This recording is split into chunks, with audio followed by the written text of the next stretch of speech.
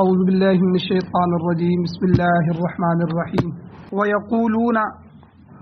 اور وہ منافقین کہتے ہیں طاعۃ،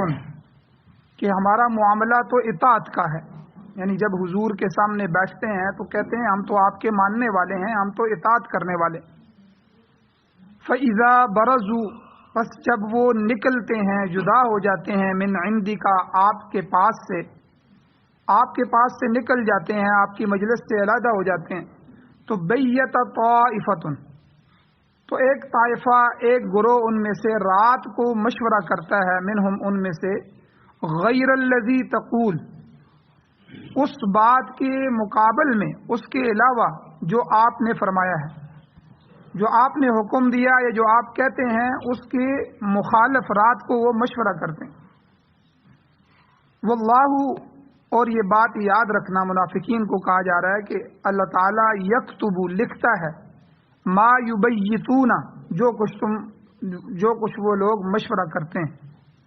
فاعرض عنہم، اے میرے نبی آپ ان سے اعراض کریں، ان کو چھوڑ دیں۔ وتوکل علی اللہ، اور اللہ تعالیٰ کی ذات پر آپ بھروسہ کریں، توکل اللہ پر رکھیں۔ وکفی باللہ وکیلا، اور کافی ہے اللہ تعالیٰ کام بنانے والا، کارساز۔ افلا یتدبرون القرآن، کیا یہ لوگ قرآن مجید میں غور و فکر نہیں کرتے؟ ولو کان، اور اگر یہ قرآن ہوتا، من عند غیر اللہ، اللہ کے سوا کسی اور کا کلام، تو لوجدوا فیہ، تو وہ پاتے اس قرآن میں اختلافا کثیرا، بہت سا اختلاف۔ تو قرآن میں کوئی اختلاف بھی نہیں ہے، تو اس سے پتہ چلا کہ یہ اللہ کی کتاب ہے، تو پھر اس سے سبق حاصل کیوں نہیں کرتے، اس میں غور و فکر کیوں نہیں کرتے؟ سورۃ النساء، سپارہ نمبر 5، آیت نمبر 81 اور 82 آپ کے سامنے تلاوت ہوئی ہے، آپ نے اس کا ترجمہ سماعت فرمایا۔ سب سے پہلے ان آیتوں کا پچھلی آیتوں کے ساتھ ربط کیا ہے، تعلق کیا ہے؟ گزشتہ درس میں منافقین اور یہودیوں کا اللہ نے رد فرمایا، اور جو ان کا غلط نظریہ تھا اللہ نے اس کو چاک چاک کر دیا، اس کو توڑ دیا۔ اور منافقین اور جو یہودیوں کا رویہ تھا اللہ نے گزشتہ آیتوں میں بیان فرمایا۔ وہ کیا تھا کہ جب انہیں کوئی تکلیف پہنچتی تو اس کا الزام حضور نبی کریم صلی اللہ علیہ وسلم کی ذات پر لگا دیتے تھے۔ کبھی کہتے ہیں کہ یہ آپ کی، نعوذ باللہ، بے تدبیری کی وجہ سے ہوئی ہے، آپ نے تدبیر ہی صحیح نہیں کی، اسی وجہ سے جنگ ہار گئے، شکست ہوئی، جان کا نقصان ہو گیا، مال کا نقصان ہو گیا، اتنی شہادتیں ہو گئی۔ اور نعوذ باللہ کبھی برا شگون لیتے تھے کہ حضور علیہ الصلوۃ والسلام اور آپ کے صحابہ کی جماعت جب سے مدینے میں آئی ہے تو ہم پر یہ نحوست پڑی ہوئی ہے، نعوذ باللہ، اس سے پہلے تو ہم ٹھیک تھے، ہمارے پھلوں کے باغ بھی ٹھیک تھے اور باغوں کے پھل بھی صحیح آتے تھے، ہر چیز تھی، تو یہ ان کی نحوست کی وجہ سے ہے، نعوذ باللہ۔ تو اللہ تعالیٰ نے فرمایا تمہاری یہ باتیں غلط ہیں، شگون لینا تو ویسے ہی شرک ہے، کسی کے آنے سے یا کسی کے جانے سے کیا نفع نقصان ہو سکتا ہے؟ نفع نقصان تو دینے والی ذات اللہ کی ہے، تخلیق اس نے کی ہے، اور بالخصوص ہر چیز کا خالق اور موجد اللہ تعالیٰ کی ذات ہے۔ کوا آیا، کوا دیوار پہ بیٹھا، یہ ہو گیا، بلی نے راستہ کاٹا تو یہ ہو گیا، فلاں آیا تو نقصان ہو گیا، فلاں گیا تو نفع ہو گیا۔ تو اللہ تعالیٰ کہتے ہیں یہ نفع آنے جانے سے یا ان چیزوں سے نہیں ہے، تم حضور کو سامنے رکھ کے برا شگون لیتے ہو، شگون لینا تو ویسے ہی شرک کے اندر آ جاتا ہے۔ تو البتہ انسانوں کو یہ ادب سکھایا گیا کہ جب انہیں کوئی راحت پہنچے تو اسے اللہ تعالیٰ کی طرف منسوب کیا جائے کہ یہ اللہ کا شکر ہے کہ اللہ نے میرے اوپر یہ انعام فرمایا، یہ اللہ کی نعمتیں۔ اور جب کسی کو کوئی تکلیف پہنچے تو اسے اپنی کوتاہی پر محمول کرے کہ یہ مجھ سے کوئی غلطی ہوئی ہے، میری کسی گناہ کی سزا ہے، مجھے توبہ کرنی چاہیے، مجھے اپنی زندگی کو درست کرنا چاہیے، اپنے افعال کو درست کرنا چاہیے، اپنے قول اور فعل کو درست کرنا چاہیے۔ تو بندہ اپنے اندر نظر کرے، اگر کوئی نقصان ہو جائے تو اس میں فوراً اللہ کی طرف متوجہ ہو جائے۔ پھر آگے اللہ تعالیٰ نے فرمایا ان منافقین کو کیا ہو گیا، لا یکادون یفقہون حدیثا، یہ بات کو سمجھتے ہی نہیں، ویسے ہی الٹی سیدھی باتیں ہانکتے جاتے ہیں، اور اگر یہ معاملے کو سمجھتے اور اس کی تہ تک پہنچ جاتے تو اللہ کے رسول پر الزام تراشی نہ کرتے، مگر منافق ہمیشہ بے عقل ہوتا ہے۔ حضور علیہ الصلوۃ والسلام کی ایک حدیث بھی ہے، نبی علیہ السلام نے فرمایا خصلتانی، دو خصلتیں، دو صفتیں جو ہے لا یجتمعان فی منافق، کسی منافق میں جمع نہیں ہو سکتی، دو خصلتیں کسی میں منافق میں جمع نہیں ہو سکتی، ایک حسن خلق، دوسرا ولا فقہ فی الدین، یعنی ایک اچھا اخلاق، منافق آدمی بدتمیز ہوگا، اخلاق کا برا ہوگا، اور دوسرا دین کی سمجھ، تو یہ دو خصلتیں، دو خوبیاں کسی منافق میں نہیں آ سکتی، حدیث میں موجود۔ تو منافق ان چیزوں سے خالی ہوتا ہے، اسی لیے وہ پیغمبر علیہ السلام کی ذات کو بھی نہیں چھوڑ رہا، ان پر بھی اعتراض کر رہا ہے۔ اور گزشتہ درس میں اس کے ساتھ ساتھ یہ بھی بیان ہو چکا ہے کہ اللہ کے رسول کی اطاعت بعینہ ہی اللہ کی اطاعت ہے، کیونکہ اللہ کا رسول آمر نہیں ہے، امر دینے والا، حکم دینے والا نہیں ہے، آمر تو خدا تعالیٰ کی ذات ہے، رسول اللہ صلی اللہ علیہ وسلم تو مبلغ ہیں، تبلیغ کرنے والے ہیں، جو اللہ کا پیغام، اللہ کا دین، اللہ کی شریعت لوگوں تک پہنچاتے ہیں، اللہ کی وحی کو آگے لوگوں تک پہنچاتے ہیں،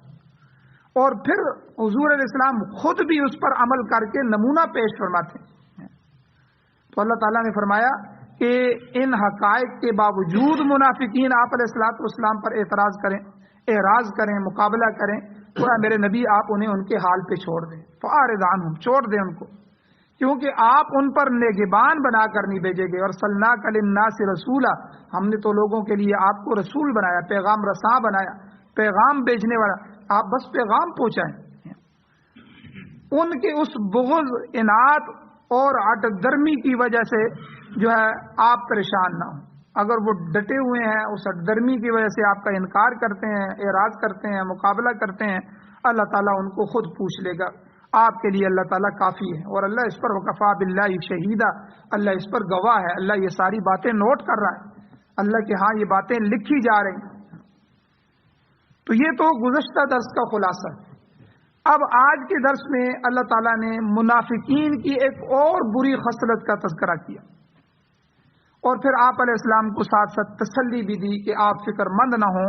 بلکہ آپ ان سے اعراض کریں، آپ ان سے بچتے رہیں، بس ان کی باتوں کی طرف توجہ نہ کریں۔ ارشاد ہوتا ہے، اللہ تعالیٰ فرماتے ہیں وَيَقُولُونَ طَاعَةٌ، ان منافقوں کا حال یہ ہے کہ جب وہ آپ کی مجلس میں آتے ہیں، آپ کے پاس بیٹھے ہوتے ہیں، صحابہ کے درمیان بیٹھے ہوتے ہیں، تو کہتے ہیں جی ہمارا معاملہ تو اطاعت کا ہے، طاعتن، بھائی ہم تو ماننے والے ہیں، ماننے میں یہ خیر ہے، تو ہم حضور کی ہر بات کو تسلیم کرنے والے ہیں، آپ جو کچھ فرما دیں ہم اس کی اطاعت کریں گے۔ تو لیکن اللہ کہتے ہیں فَإِذَا بَرَزُوا مِنْ عِنْدِكَ، جب آپ سے یہ علیحدہ ہوتے ہیں، آپ سے نکل جاتے ہیں، آپ کی مجلس سے جدا ہو جاتے ہیں، یہاں سے اٹھ کے اپنے منافقین کے پاس چلے جاتے ہیں، اکٹھے ہو جاتے ہیں، تو بَيَّتَ طَائِفَةٌ مِّنْهُمْ، تو ایک گروہ ان میں سے رات کو پھر بیٹھ کے مشورے کرتے ہیں۔ کیا مشورہ کرتے ہیں؟ غیر الذی تقول، اس کے خلاف جو بات آپ نے کہی تھی، دن کو آپ نے جو حکم دیا تھا، نماز، روزہ، حج، زکوٰۃ کا یا جہاد کا یا جو بھی حکم دیا، یا آپ نے کچھ کہا، تو رات کو بیٹھ کے آپ کی بات کی مخالفت میں مشورے کرتے ہیں۔ تو یہاں اللہ نے بیعت کا لفظ استعمال فرمایا، بیت طائفۃ، رات کو مشورہ کرنا، یعنی دن کو، جو کہ دوسرے صحابہ ہوتے ہیں، ارد گرد اسلام کا ماحول ہے، مدینہ کی ریاست ہے، اور نبی الاسلام موجود ہیں، اور سارے حضور کے فدائی ہیں، جاں نثار صحابہ ہیں، تو اس لیے دن کو تو ان کی دال نہیں گلتی، رات کو کسی جگہ، کسی گھر میں، کسی بیٹھک میں، کسی ایک جگہ جمع ہو جاتے ہیں، اور پھر وہ حضور کے مخالفت میں مشورہ کرتے ہیں۔ تو بیت کا معنی گھر ہوتا ہے، گھر، تو بیتوتت رات گزارنے کو کہتے ہیں، تو کیونکہ رات عموماً گھر میں گزاری جاتی ہے، اور تبییت رات کے وقت مشورہ کرنے کو کہتے ہیں۔ تو منافقین کی یہ روش اور یہ عادت بیان کی جا رہی ہے کہ جب تک آپ کے ہاں بیٹھے رہتے ہیں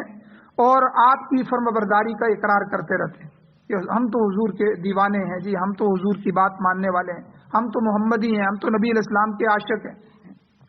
پھر جب اٹھ کر چلے جاتے ہیں تو رات کو علیحدگی میں آپ کے مشن کے خلاف مشورہ کرتے ہیں اور پھر باقاعدہ منصوبہ بندی کرتے ہیں کہ اسلام کو کس طرح روکا جائے، اہل اسلام کو کس طرح نقصان پہنچایا جائے، مسلمانوں کو کس طرح گمراہ کیا جائے۔ تو اپنی انہی سازشوں کی وجہ سے منافقین اسلام کے خلاف خطرناک ترین گروہ تھا۔ اسی لیے اللہ تعالیٰ نے ایک تو قرآن مجید میں فرمایا ان المنافقین فی الدرک الاسفل من النار، کہ جہنم کے جو طبقے ہیں تو 7-8 طبقے ہیں، تو سب سے زیادہ سخت عذاب جہنم کے نیچے پیندے میں ہے، جہاں سے آگ نکل رہی ہے،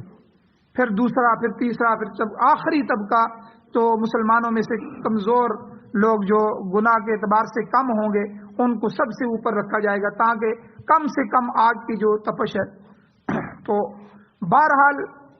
اللہ نے فرمایا کہ یہ جو منافقین کا گروہ ہے ہم اسے اسفل من النار، جہنم کے سب سے نچلے درجے میں ڈالیں، یعنی یہودیوں، عیسائیوں اور کافروں کے سے بھی نیچے درجے میں، کیونکہ منافق اسلام کا اور جو ہے مسلمانوں کا اور قرآن کا اور شریعت کا، دین کا سب سے بڑا دشمن ہوتا ہے۔ کیوں؟ وجہ یہ ہے کہ کافر تو آپ کے سامنے ہے، کافر تو مسلمان کو مانتا ہی نہیں ہے، وہ تو اسلام کو مانتا ہی نہیں ہے، اس نے تو کلمہ ہی نہیں پڑھا، بلکہ وہ انکار کرتا ہے، وہ اگر دشمنی بھی کرتا ہے تو کھل کے کرتا ہے، آپ کو بتاتا ہے کہ ہم اسلام کے دشمن ہیں، آپ ہوشیار رہتے ہیں، پتہ ہے کہ ہندو اس وقت مسلمانوں کو مار رہے ہیں، وہ اسلام کے دشمن ہیں، یہود و نصارہ اسلام کے دشمن ہیں، تو یہ ہمیں نظر آ رہا ہے۔ لیکن منافق وہ ہماری زبان بولنے والا ہوتا ہے، وہ ہمارے ساتھ بیٹھنے والا ہوتا ہے، ہماری مجلسوں میں اٹھنے بیٹھنے والا ہوتا ہے، کلمہ گو ہوتا ہے، ہمارا اپنی پارٹی کا ہوتا ہے، اپنے سیٹ اپ کا ہوتا ہے۔ تو منافق سے جتنا نقصان اسلام کو پہنچتا ہے، ہمارے دنیا کی تاریخوں میں جتنی بھی جنگ ہوئی، آپ سلطان ٹیپو شہید رحمۃ اللہ علیہ کو دیکھیں، انگریز ان کو شہید نہیں کر سکا، اندر سے میر جعفر میر صادق نے سازش کی، انہوں نے دروازے کھولے ان کے لیے۔ آج بھی جہاں بھی مسلمانوں کو شکست ہوئی ہے یا نقصان ہوا ہے، اندر کے مسلمان نے، منافق نے، ٹھیک ہے، غیروں کے لیے دروازے کھولے ہیں، ان کے لیے جو ہے وہ ساری چیزیں مہیا کی ہیں جو اس کو نقصان پہنچاتی۔ تو منافقین کا گروہ سخت ترین، خطرناک ترین گروہ ہے، اسی لیے اللہ تعالیٰ نے ان کی سازشوں کو قرآن مجید میں اللہ تعالیٰ وقتاً فوقتاً بے نقاب کرتے رہتے ہیں اور انہیں سخت سزا کی وعید بھی اللہ نے سنائی ہے۔ تو مذکورہ جو سازش ہے اس کے متعلق بھی اللہ تعالیٰ نے ارشاد فرمایا، اے منافقو تم یہ نہ سمجھنا ہم حضور کے سامنے بیٹھے ہوئے ہیں اور ان کو اطاعت کا یقین دلا رہے ہیں، حضور ہم تو آپ کے ہیں، ہم تو دیکھیں کلمہ پڑھ رہے ہیں، آپ کے پیچھے نماز بھی پڑھتے ہیں، تو یہ نہ کریں۔ واللہ یکتب ما یبیتون، منافقین جو راتوں کو اٹھ اٹھ کے مشورے کرتے ہیں اللہ ان کو لکھتا ہے، یعنی اس کے فرشتے ان کی ہر حرکت کو نوٹ کر رہے ہیں۔ حدیث میں حضور علیہ السلام نے فرمایا کرامن کاتبین یعلمون ما تفعلون، کہ 30ویں سپارے میں کرامن کاتبین، ہمارے کندھوں پہ فرشتے ہیں، ان کی ڈیوٹیاں لگی ہوتی ہیں صبح سے لے کر شام تک، پھر شام کے فرشتے صبح تک، پھر یہ بدلتے رہتے ہیں، ہر ایک جو ہے وہ ہمارا لکھ رہا ہے۔ اور جو بندہ نیکی کرتا ہے اس کو فوراً لکھ لیتے ہیں، یا نیکی کا ارادہ کرتا ہے تو اس پر بھی ایک نیکی لکھ لیتے ہیں، نیکی کے ارادے پر بھی نیکی لکھتے ہیں۔ اور گناہ کے بارے میں دیکھیں اللہ کا ضابطہ کیا ہے، اللہ تعالیٰ کتنے غفور الرحیم ہے، کتنے رحم کرنے والے ہیں، لیکن ہماری بدبختی ہے کہ جب آدمی گناہ کی نیت کرتا ہے تو اللہ کہتے ہیں اس کو نہیں لکھنا، ابھی اس نے گناہ کیا تو نہیں نا، گناہ کے ارادے پر گناہ نہیں لکھنا۔ اچھا جب گناہ ہو جاتا ہے انسان سے پھر بھی نہیں لکھنا، انتظار کرو، صبح کے فرشتے آئے ہوئے ہیں، گناہ ہو گیا تو شام تک تم انتظار کرو، ہو سکتا ہے میرا بندہ اس گناہ سے توبہ کر لے، ہو سکتا ہے جو ہے اس کو چھوڑ دے اور میری دروازے پہ آ جائے اور اپنی زندگی کو درست کر لے، تو اس پر انتظار کیا جا رہا ہے، انتظار کروایا جا رہا ہے فرشتوں سے۔ پھر آدمی جب غافل ہو جاتا ہے، اس گناہ کو عادت بنا لیتا ہے، اللہ سے غفلت اختیار کرتا ہے، بغاوت کی زندگی پر اتر آتا ہے اور بار بار اس کے تہیے کے ساتھ اس کو کرتا رہتا ہے اور معافی نہیں مانگتا، پھر اللہ کہتے ہیں اس کو لکھ، اس کے نامہ اعمال میں وہ پھر لکھ دیا جاتا ہے۔ اور پھر بھی اللہ کی بخشش کے بہانے دیکھیں، طرح طرح کے بہانے اللہ نے دیے ہیں. 30 سال 40 سال بھی آدمی گناہوں کی زندگی میں گزر کے آ جائے تو پھر بھی ایک دفعہ سچے دل سے آ جائے، اللہ تعالیٰ جو ہے اس کو معاف کر دیتے ہیں، سارا معاف کر دیتے ہیں. وہ تو خود معافی کے لیے بیٹھے ہوئے ہیں، لیکن جب موت آ گئی پھر موت کے بعد توبہ کے دروازے بند. اب انسان اللہ سے نہیں کہہ سکتا کہ اے اللہ آپ نے ہمیں موقع نہیں دیا، آپ نے ہمارے لیے جو ہے دروازہ نہیں رکھا، تو ہم آئے تھے دروازے بند تھے، ہمیں مغفرت نہیں ملی. ایسا کوئی بہانہ اللہ کے ہاں نہیں. تو نیکی کو فوراً اچک لیا جاتا ہے، اس کو لکھ دیا جاتا ہے، اس کو حصہ بنا دیا جاتا ہے. لیکن جو گناہ ہے اس کے لیے جو ہے نیت پر کچھ بھی نہیں لکھا جاتا، گناہ کرنے پر بھی جو ہے روکا جاتا ہے کہ شاید یہ معافی مانگے. لیکن منافقین کو یہاں گویا کہ سرزنش بھی کی جا رہی ہے، ڈانٹا بھی جا رہا ہے، اور اس طرف بھی ترغیب دی جا رہی ہے کہ اللہ جو کچھ بھی تم کر رہے ہو واللہ یکتب ما یبیتون، تمہارے مشورے اللہ کے ہاں لکھے جا رہے ہیں. پھر قیامت کے دن یہی نوشتہ، یہی تحریر ان کے سامنے کر دی جائے گی. اس دن تمام راز فاش ہو جائیں گے اور منافقین سخت سے سخت سزا کے مستحق ٹھہریں گے. کرامن کاتبین تو ہر شخص کا ہر قول اور فعل جو ہم زبان سے کہتے ہیں، جو ہم کر رہے ہیں، قول و فعل متواتر نوٹ کر رہے ہیں، لکھ رہے ہیں. اور ان میں منافقین کی سازشیں بھی شامل ہیں. اور یہی نوشتہ، یہی اعمال نامہ جو ہے یہ اس کی صورت میں اللہ تعالیٰ کہتے ہیں قیامت والے دن ہر ایک کے گلے میں لٹکایا جائے گا اور وہ خود اپنے آنکھوں سے ان کو پڑھے گا. اللہ تعالیٰ نے آگے فرمایا، حضور کو فرمایا، حضور ان کے تمام کرتوتوں کی وجہ سے آپ پریشان نہ ہوں، فاعرض عنہم، آپ ان سے اعراض کریں، ان کی طرف توجہ نہ کریں، چھوڑ دیں. اور یہاں اشارتاً یہ بھی سمجھا دیا کہ منافقین یہ نہ سمجھیں کہ ان کا راز فاش نہیں ہوا، بلکہ ہم بچ گئے ہیں، حضور کو ہم نے دھوکہ دے دیا ہے، ہم تو رات کو چھپ کے مشورے کرتے ہیں. بلکہ اللہ تعالیٰ اپنے نبی کو بوقت ضرورت آگاہ کرتا رہتا ہے. یاد رکھیں بہت ساری منافقین ایسے تھے کہ جن کے کرتوت اللہ تعالیٰ نے قرآن مجید میں سورہ منافقون اتری اور یہ آیتیں اتر گئیں، اور اس طرح دوسری جگہ کئی اور آیتیں ہیں. کئی چیزیں ان کی جو وہ کرتے تھے، سوچتے تھے، سمجھتے تھے، پلان بناتے تھے، منصوبہ بندی کرتے تھے، حضور کو اللہ اطلاع دے دیتے. لیکن حضور علیہ الصلوۃ والسلام نے ان کے نام صیغہ راز میں رکھے. کئی تو کھلے منافق تھے، عبداللہ ابن ابی، کئی ایسے منافق تھے کہ جن کے نام حضور علیہ الصلوۃ والسلام نے خاموشی سے، اور کئی دفعہ حضرت عمر رضی اللہ تعالیٰ عنہ، کئی صحابہ نے کہا بھی حضور آپ ہمیں حکم دیں، آپ ہمیں نام بتائیں، ہم ان کی گردنیں اتار دیتے ہیں. اتنا یہ تنگ کرتے ہیں اور بعد میں جا کے یہ کچھ کرتے ہیں. حضور فرماتے ہیں نہیں، باہر کی دنیا کیا کہے گی، یہود و نصارہ جو دور روم اور شام کے لوگ بیٹھے ہوئے ہیں جو ہمیں دیکھ رہے ہیں،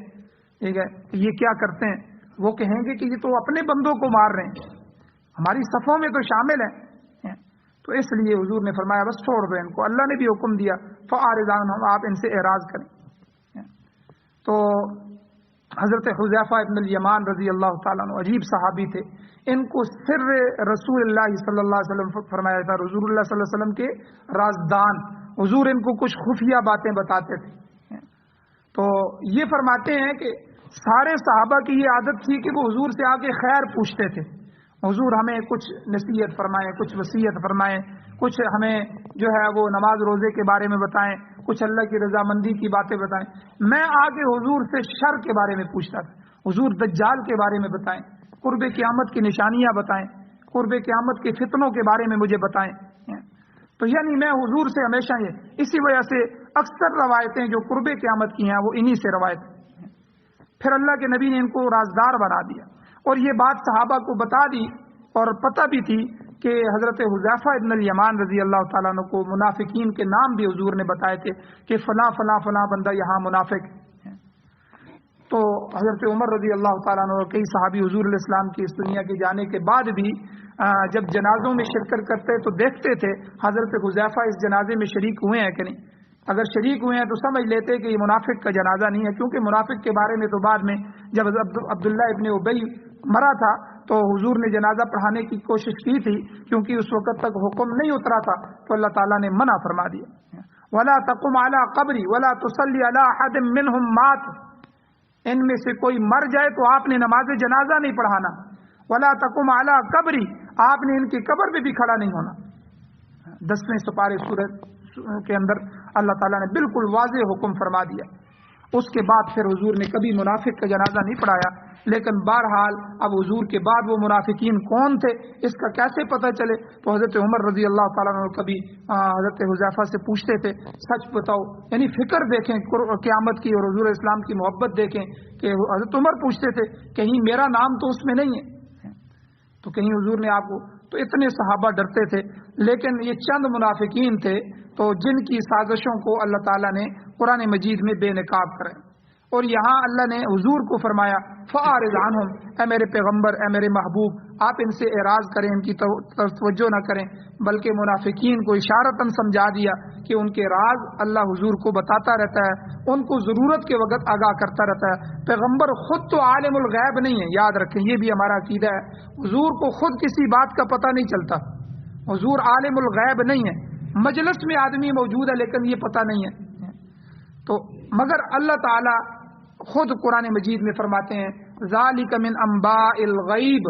یہ غیب نہیں ہے، یہ غیب کی خبریں ہیں، نوحی الیک، ہم آپ کی طرف ان کو وحی کرتے ہیں،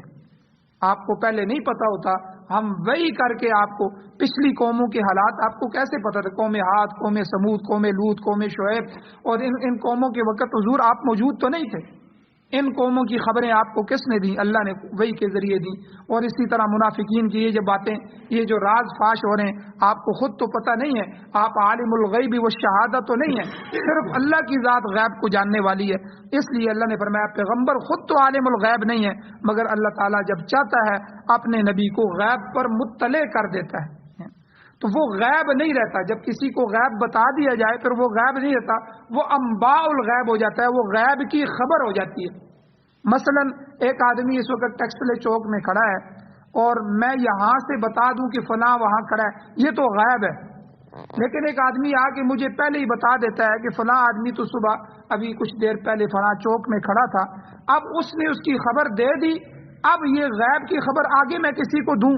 کہ فلاں آدمی چوک میں کھڑا ہے، تو یہ غیب نہیں ہے، یہ انباء الغیب ہے کہ کسی کی خبر مجھے پہلے سے پتہ چل گئی۔ تو حضور علیہ السلام کو یہ جتنی بھی خبریں پتہ چلی پہلے قوموں کی، یا یہ حالات منافقین کے، یا مستقبل کی خبریں، قرب قیامت کے فتنوں کے بارے میں جو کچھ بھی حضور نے بتایا، ماضی حال مستقبل کے بارے میں، یہ سب کچھ حضور نے اپنے علم سے نہیں بتایا، حضور علیہ السلام کا علم مخلوق کی طرح محدود ہے، خالق نے اپنے علم محیط کے ساتھ حضور علیہ السلام کو وحی کر کے یہ ساری باتیں بتائیں۔ تو یہاں پر بھی اللہ تعالیٰ نے گویا کہ یہ بھی سمجھا دیا، اور قرآن مجید کے متعدد مقامات پر بھی اللہ تعالیٰ نے فرمایا کہ اللہ نے پیغمبر علیہ السلام کو وحی کے ذریعے بہت سی باتیں بتلا دی ہیں۔ تو یہاں بھی مقصود یہی ہے کہ آپ فکر نہ کریں، ہم وقت مقررہ پر ضرور ان کو پکڑ لیں گے اور پھر انہیں اپنے کیے کی سزا دیتے رہیں گے۔ آگے اللہ تعالیٰ نے توکل کا حکم دیا، کچھ اور احکام بھی ہیں، انشاءاللہ کل کے درس میں بیان کیے جائیں گے۔ اللہ تعالیٰ سے دعا ہے اللہ ہمیں عمل کی توفیق عطا فرمائے، آمین۔ الحمدللہ رب العالمین والعاقبۃ للمتقین والصلاۃ والسلام علی رسولہ النبی الامی الکریم۔ یا اللہ ہماری کمیوں کو تائیوں کو معاف فرمائیے، درگزر فرمائیے۔ یا اللہ اسلام، دین، شریعت اور نبی علیہ الصلوۃ والسلام اور صحابہ اور اہل بیت، یا اللہ ان حضرات کی سچی سچی محبتیں نصیب فرمائیے، اپنی ذات کی محبت نصیب فرمائیے۔ یا اللہ ہمیں پورے دین پر عمل کرنے کی توفیق عطا فرمائیے۔ یا اللہ کفر سے، شرک سے،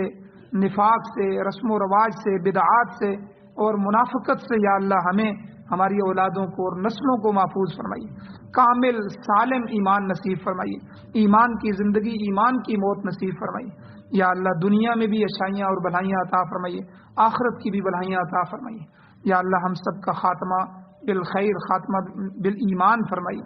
یا اللہ جو حضرات بیمار ہیں، ہمارے بہت سے حضرات بیمار ہیں، یا اللہ ان کے لیے بھی دعا فرمائے، اللہ تعالیٰ ان کو صحت کاملہ عاجلہ مستمرہ دائمہ نصیب فرمائے۔ بہت سے حضرات پریشان ہیں، قرضوں میں پھنسے ہوئے ہیں، دوسری پریشانیاں ہیں، یا اللہ ان سب کی پریشانیوں کو آپ جانتے ہیں، یا اللہ سب کی مشکلات کو دور فرمائیے، حل فرمائیے، آسانیاں پیدا فرمائیے۔ یا اللہ جو حضرات بزرگ، نوجوان، اہل محلہ، ہمارے عزیز و اقارب، اساتذہ، اٹھنے بیٹھنے والے دوست یا اس دنیا سے ایمان کی حالت سے جا چکے ہیں، یا اللہ ان سب کی بخشش فرمائیے۔ یا اللہ بلند درجات عطا فرمائیے، قرآن و سنت کی حکومتیں نصیب فرمائیے، قرآن و سنت کا نظام نصیب فرمائیے۔ یا اللہ امن اور امن کی بالادستی نصیب فرمائیے۔ صلی اللہ تعالی علی خیر خلقہ محمد و آلہ و صحبہ اجمعین برحمتک یا ارحم الراحمین۔